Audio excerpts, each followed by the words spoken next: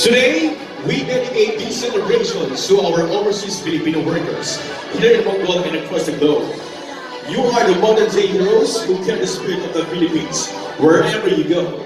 Despite the distance from home, you continue and share your talents, sacrifices, and resilience, not only to your family, but also for the community.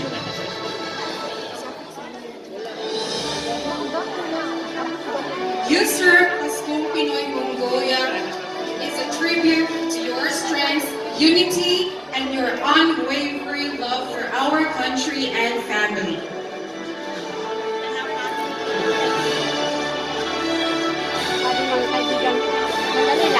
Magandang umaga po mga kababayan! Ayan, so palakpak naman po dyan. Ako po si Norbert Baboyo. Ano ko po si Chi na makakasama niyo ngayong umaga sa event na ito. And welcome to Paskong Pinoy 2025. Yan, so shoutout po muna sa mga taga-Luzon. Ayan. Yes, mga taga-Visayas dyan! And mga taga-Mindanao. Ayun o. Alright, so to officially start our program, may I request representative of the Philippine Embassy in Beijing to lead us to our national anthem. Don't worry. Aray ko. Gusto ko lang magkaroon ng... Ang ganda ng dress. Ang ganda. Red na red. Bahala na.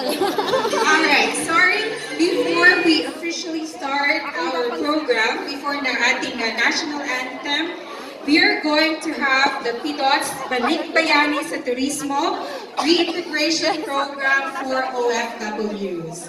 Sorry, it's a prank. Alright, so may you call on the in charge of this program. Please take the stage.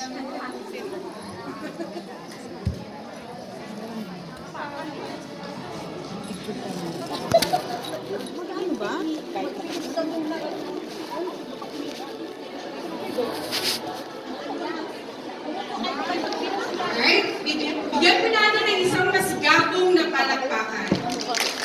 Sir, the floor is yours.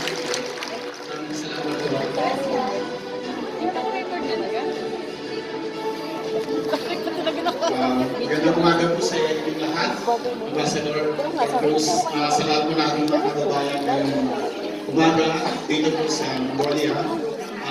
Ako nga po pala si Rene Reyes, at ako po ay representative ng Philippine Department of Tourism. Naka-base po ako sa Beijing, China, sa ilalim po ng embassy ng embahada ng Pilipinas. Wala makita sa image eh. So, okay. So anyway, there's some technical problem. So pwedeng naayos muna nila. Again, magandang araw sa lahat. Maayong buntag sa inyong tanan, sa mga Visayas nating kaibigan. And katulad ng aking damit, Merry Christmas po. Advance Merry Christmas po sa inyong lahat. Bago po natin simulan yung aking presentation, since Pasko naman, so mamimigay kami ng konting regalo galing sa aming opisina. So meron po kami rito. Ito po ay isang dive bag. So ano po siya, medyo weatherproof naman. So kung malamig po rito sa Mongolia, pwede nyo gamitin sa labas kasi hindi naman siya masyadong mababasa. Pero may hearing lang sana ako, para masaya naman. Pwede bang malaman ko sino may passport talaga dito? Wow, lahat kayo may passport? Wow, good. Pero yung tatanong ko sana, I think, sa ating mga nagagawa po ang kababayan tsaka nagagandahan kababayan, sino yung may pinaka-latest issue na passport?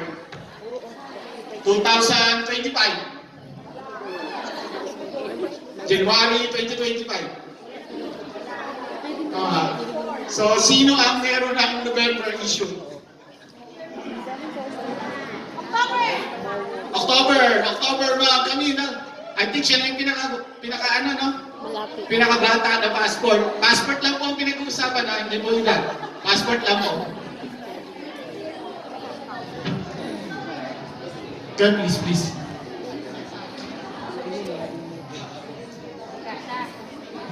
Kasya yan, kasya. Medium naman eh, ang medium naman, small. So, eto po yung passport, si Ma'am Angie Kasalahay. So, in-issue siya ng October 29. Pero 2024 eh, meron ba siya 2025?